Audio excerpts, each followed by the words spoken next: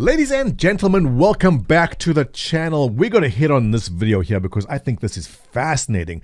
I think some people seem to be trapped in some sort of warp tunnel which took them back in time where they can only have one game on their PC. The game either has to be Star Citizen or Starfield. You cannot possibly have both games and enjoy them. That's insane. You cannot enjoy two games at the same time. It's impossible. And so what we have over here is a video made by a relatively new YouTuber named Cockney Gamer who has 479 subscribers. What's interesting is this video has 30,000 views, all right? So what this tells you is, okay, the algorithm has blessed the man. Why? Why is this video getting so much attention for such a relatively small YouTube channel? And we're going to dig into that and look at this, and I guess we'll comment as we go because there's so much to unpack. So first of all, congrats Cockney Gamer. It's awesome to get a video breakout like that. It's a moment where you make your channel, and I hope people subscribe to him and get him going because he does present this rather well, but we're going to pick this apart big time. So hold on to your chair because here we go. Star Citizen exposed! Okay, as far as clickbait goes, awesome. So I'm curious right from the get-go. What is exposed? What have they exposed? Is there something hidden which has now been exposed? Let's find out.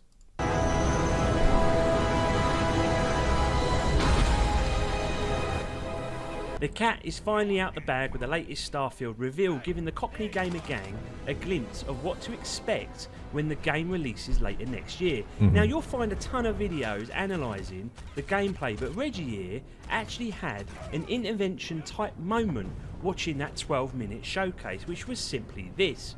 I ain't as hard for Star Citizen as I once was. And before you Star Citizen fanboys throw your toys out the pram and cry to your mummy, recognise that Reggie here is a backer of Star Citizen.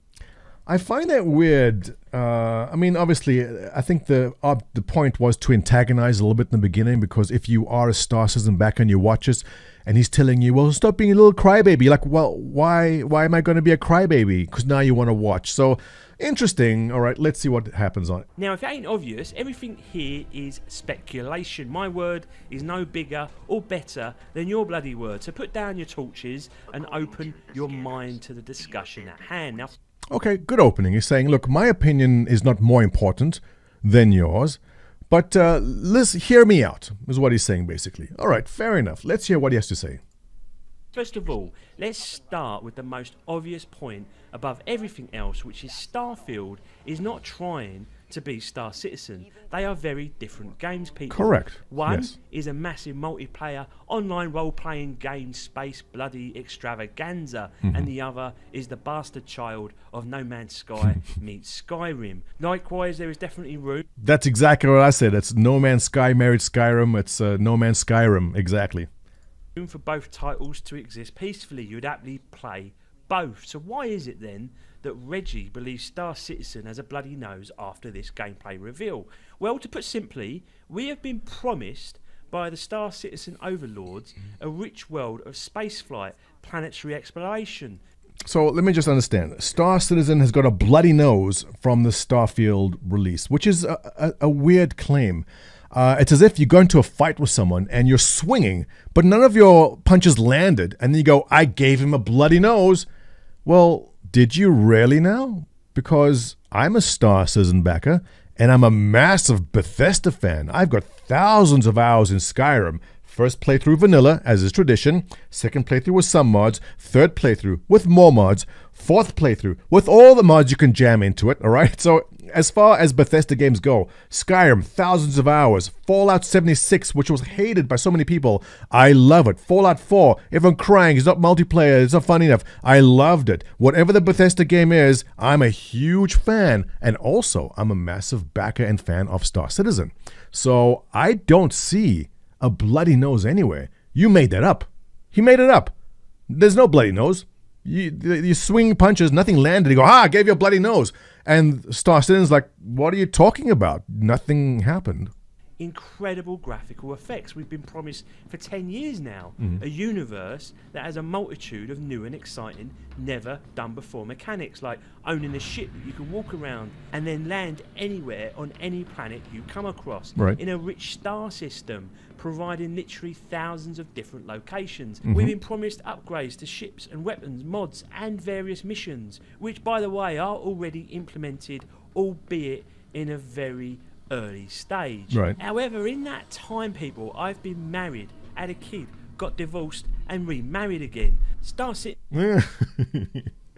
Okay, so I laugh because we get that so much. You go, in the time Star Citizen had been in development, I went to medical school, I got married, got divorced, had 28 children, got married again, had 5 more children, got divorced, got cremated, got reborn, went to college again, this time to be a dentist, had another kid. Like, yes, we know time, the passage of time, moves along equally for everyone. It does. And Star Citizen obviously very unique in a sense that the development cycle it's been longer than most game cycles are, and most likely Star Citizen will have record development time as far as any game has gone. So yes, but just to hear it over and over, and it's such a boring, it's an old trope about I got married, divorced, got a job, lost my job, bought a house, bought a third house, got divorced. Yeah, we hear it all the time. Listen, I didn't have kids when Star Citizen first came out. Well, I had 1 kid. I've got 2 kids now, and like they're in 2nd or 3rd grade. So yeah, time marches on for everyone at the same rate. Citizen was a pretty mind-blowing reveal 10 years ago, but knowing that Star Citizen developers are now creating things like deformable bed sheets, and you have to start questioning Star Citizen's priorities and ask them to stop having so many Tommy tanks and get moving. No. Okay. So here's the issue. Do you guys know what the Dunning-Kruger effect is? Okay, Dunning-Kruger. Can I pull up a chart on this? I'll stick a chart up on it. Dunning-Kruger basically says that the less you know about an issue, typically, not always, you guys know something like this for sure, the less that person actually knows about an issue, the louder and more confident they seem to be about it. They'll get up on the table and shout that they know about this issue, even though they don't. But then, the more you learn about a certain topic or issue, the more you realize how much you don't know, all right? And as you can see, there's the peak of Mount Stupid, whereas people think they know so much about a certain topic, and they're very confident that they do. They don't actually know much. Then there's the Valley of Despair, which is where you drop and you realize, hang on a second, I don't actually know much about game development. I may be very critical about game development, but I am not a game dev. Now, I may have opinions, and I realize that me shouting about a certain game, even though I'm not a game developer and have no understanding about what it takes to actually make a game, it's possible. I might be at the peak of Mount Stupid. But then when you understand more, you go to the Valley of Despair, all right? And then you reach the slope of enlightenment once you understand more. And eventually, if you actually become a game dev, you reach the plateau of sustainability where you are a guru, your confidence is high, and you know about the topic you speak of. So I would say there's a lot of YouTubers out there, and including the journalists like Andy Chalk over here. Was this Kotaku or PC Gamer this article came out on? Where they said Star Citizen is doing bedsheet deformation physics, because of course it is. And the whole idea behind this article was that they're wasting their time. The game is being delayed because of stupid garbage like bedsheets. I've got news for you guys. For all of you sitting on the top of Mount Stupid over here, I don't want to say this particular individual is, but when you cite this article as a reason for Star Citizen taking long, it gives me a little insight into something. And that insight is, you're probably sitting at the peak of Mount Stupid.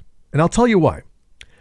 Material deformation has actually been in the game for a while already. In fact, you can go to Arison right now, find those floating banners, those big banners floating in the wind, point your ship engine at them, and fire your thrusters.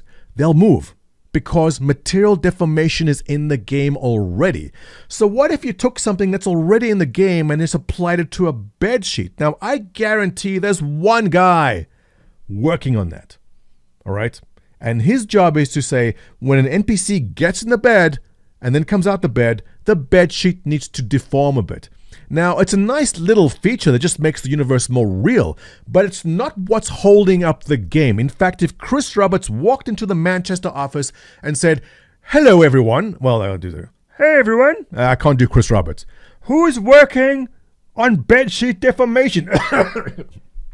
And there's like one guy at the far corner, and he goes, me. And then Chris Roberts will say, you're fired.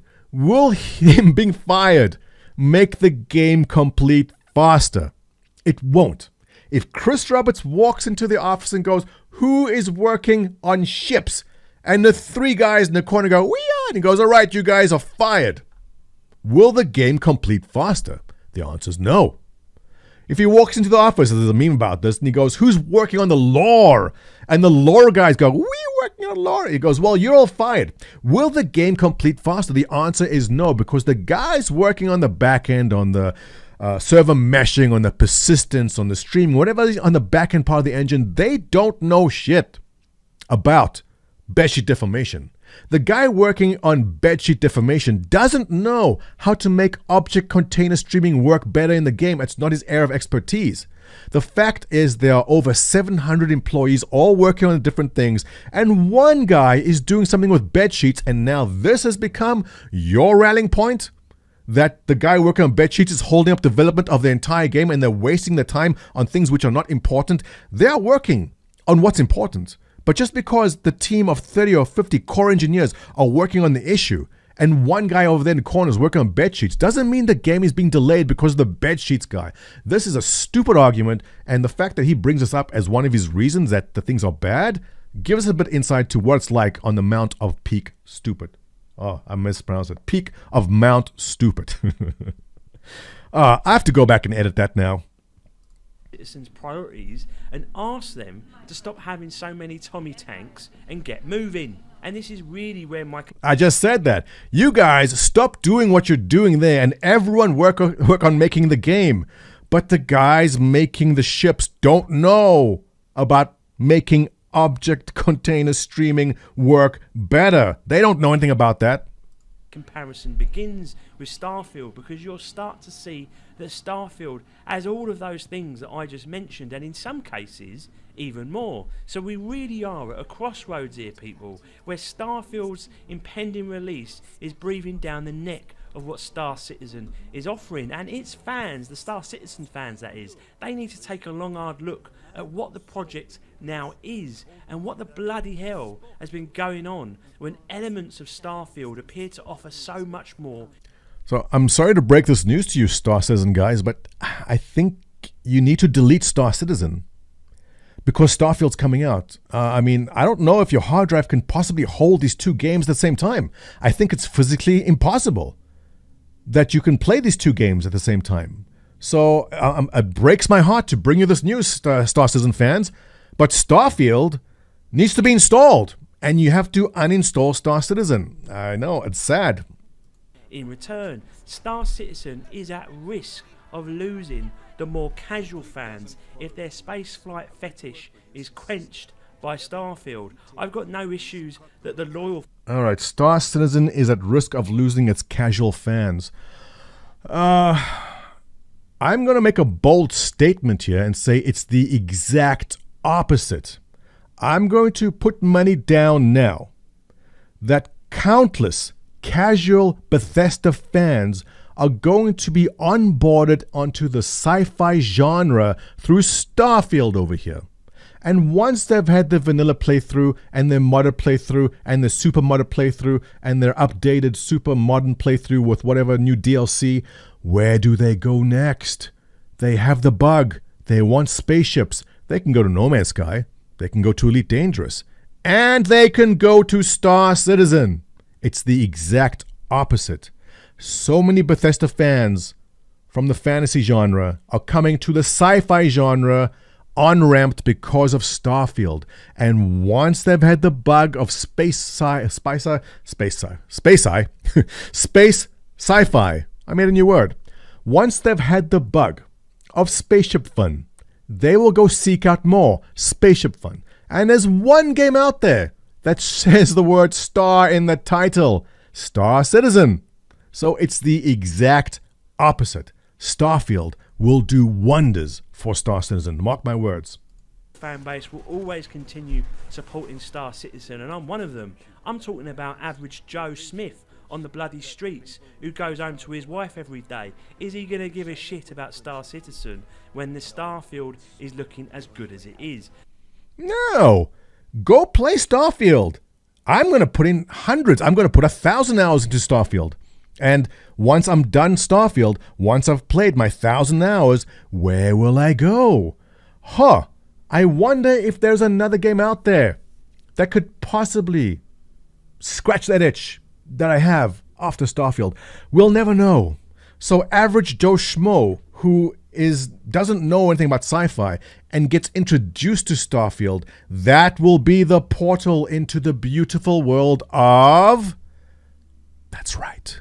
You got it. So let's take a look at what some of those elements might. So really, Star Citizen's only competitor here is Starfield. And let's not forget what the amazing modding... Is it though? Is it a competitor? One game is an MMO, one game is single player. It's like saying Skyrim is a competitor to Elder Scrolls Online. Is it? If you play Skyrim, does that mean you are not going to play Elder Scrolls Online or vice versa? But in fact, it's the opposite way around. If you enjoyed Skyrim and now you want to play Skyrim with friends, where do you go? Elder Scrolls Online, maybe? I will go as far as saying Star Citizen is to Starfield as Elder Scrolls Online is to Skyrim. They complement each other. Crazy idea. Power levels and ship stats. Me and Johnny Two Shoes are already getting excited at becoming proper pirates here. Now, at first glance, I think the ships look pretty decent in Starfield. Perhaps not up to the standard of Star Citizen, but again, fine. I like the ships. No, the modern community is going to come up with something spectacular. Yeah, it's going to be awesome. In due course. The fact that ships can be walked around in and fly anywhere is going to be another wow moment of gaming, and one that Star Citizen can no longer claim to take the lead on. Now, I've mentioned that the game... But that's great. I love the fact that there's so many space sim games out there. Who remembers the drought of space sim games from like the late 90s upwards to 2012 when Elite Dangerous came out? There was a huge gap of no space sim games. I love the fact that there's choices now. You can go No Man's Sky, you can go Elite Dangerous, and you can go to Starfield. Anytime you have that bug where you want to go fly a spaceship, there's options now. More options are a good thing, not a bad thing. Are very different, and quite rightly so. Comparisons on story are not fair. Many of you are going to just view this video as clickbaity and dismiss it and probably call me an asshole in the comments, and all fair play to you people. No, I don't think any of that. I think his opinions are weird, that's all. I don't think he's gone into this with the opinion that Starfield is going to take away the casual player from Star Citizen and give them a bloody nose. I say no. I say the exact opposite. I say Starfield is an on-ramp for a lot of casual players into Star Citizen. However, there is one key factor that we are forgetting, and that is that I paid money for Squadron 42, which is the standalone single-player element in Star Citizen. Okay. Now, that's been in development for bloody years, people, and we've seen nothing of it. I tell you something, boys and girls, Frank the Mank once did that to me, and let's just say he got a little slap for it. In comparison, Starfield has a fleshed out campaign with full-on gun. Okay, so he's touching on the point that there is a single-player campaign in Star Citizen, which is called Squadron 42, which has been in endless development, and it's a point of contention for all of us, where there's not much news on it under the guise of, we don't want to give away too much, but trust us, we're working on it. So, no argument there. He's absolutely correct. There's not a single person backing Star Citizen that is just in love with the idea of Squadron 42 being delayed so much. So, in that sense, yes, Starfield coming out, is it January now? When it's supposed to come out, is a good thing, because I cannot wait for a single player experience. I want a space opera. I want that from Squadron 42, but it's taking so long. Thank you, Bethesda, for Starfield, because I cannot wait to get in there to tie me over until Squadron 42 for my single-player needs. Playing facial animations, with it all being fully voice-acted.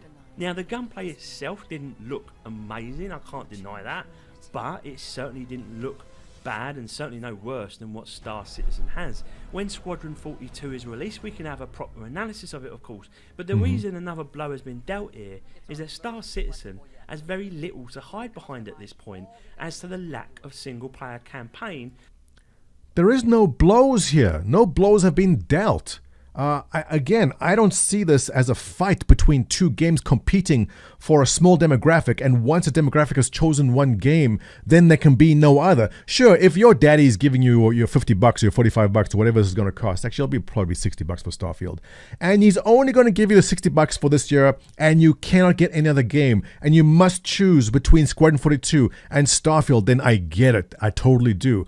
But the truth of the matter is, a lot of us are big boys. A lot of us have disposable income, and we can afford more than one game a year. So the argument that you must decide between the two and Starfield is definitely looking better is weird.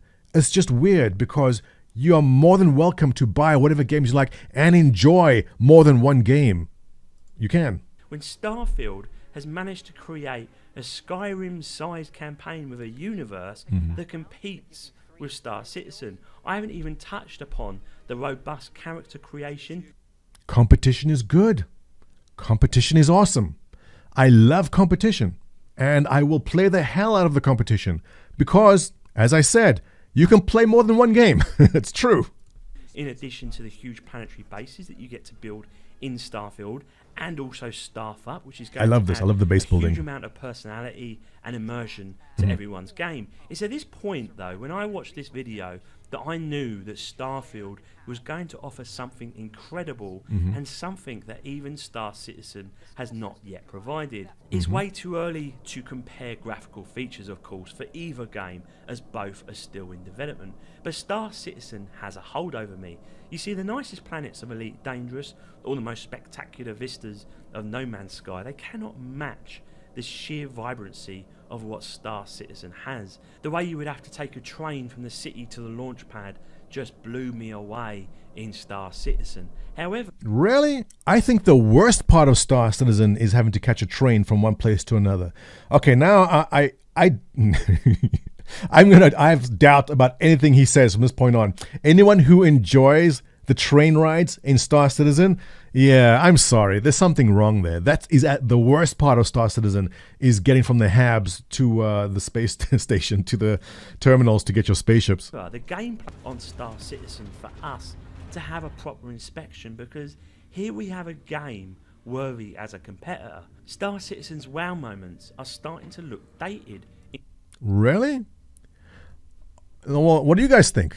Are Star Citizen's wow moments looking dated? I still, when I leave a planet, always take the camera, pan from the outside, and watch myself leaving the planet. It's still spectacular. The sun sets, the sun rises, traveling through the clouds. It's always spectacular. And so I don't see the wow moments going away because now there's another game. That makes no sense. In comparison, and the slow progress of development means Starfield will likely be modded, have DLC, or be divorced and remarried all over again before we ever see Star Citizen getting released. I have no problem with that. I actually hope Starfield gets modded, gets DLC'd, all before Squadron 42 comes out. I'm praying it does, because can you imagine if a new DLC drops for Starfield and Squadron 42 comes out? I'll be like, I don't know, what should I do? I hope Starfield does amazingly well and gets DLCs before Squadron 42 comes out. Well, I don't have to hope. It will. It most likely will. And that's not to say that Star Citizen is bad, people, because it's bloody not. It's excellent. It continues to take up a lot of my time. It has a huge amount going for it. And as mentioned, this is a simulator trying to do something very, very different to Starfield. But when you analyse some of its biggest features, such as its unique ships, its planetary tech, or the non-existent single-player campaign in the form of Squadron 42, you really do start to see the cracks appearing and the sheen coming away. And that's because there was never a competitor for Star Citizen, unlike now. So he circles back to the original premise, is that once you have a competing game, it means the game you think is cool right now is no longer good because this next one is so much better. Choose to agree with him if you want. I strongly disagree. If anything, I am more excited for Star Citizen because of Starfield. Starfield will scratch that itch that we all have, a game we want to play, a wonderful story-driven narrative with side quests and settlements that need our help. But I don't see it as a negative. I see it as a huge positive for the entire sci-fi community, gaming community. Now, I'm still a defender of what Star Citizen is and what it wants to be. But even I cannot deny that Starfield has just given it a bloody nose. No. There's no fighting. No one's fighting. No, you haven't taken away anything from Star Citizen. And as I said, my opinion is the exact opposite. Starfield will on-ramp people into Star Citizen because once you are done the single-player campaign and you're craving multiplayer, there is one game out there with Star in the name, which is a natural step up for multiplayer. Yep. And perhaps, that is what is needed. Anyway, you boys and girls have a lovely day, and I'll chat to you all soon. Reggie Awesome. out. All right, so very well done video. I love this presentation, very clear, concise. I don't agree with his opinions. And as he said in the very beginning, he goes, you don't have to agree with me, and I don't. So the topics in summary there, basically, I don't think Starfield takes away from Star Citizen. I feel the more people come to sci-fi genre, the better. I don't feel that people will not support Star Citizen because Starfield is out. I feel that people will go from Starfield to Star Citizen because it's a natural progression and a step up in so many ways. As far as space combat goes and procedural planets and flight from space to the planet itself. At the end of the day, it's a big win. More competition is a big win for everyone in the genre. As long as there's good games coming out, we should all celebrate them and not pretend there's these fake conflicts which do not exist. And with that, ladies and gentlemen, go by Cockney Gamers YouTube, give them a subscribe.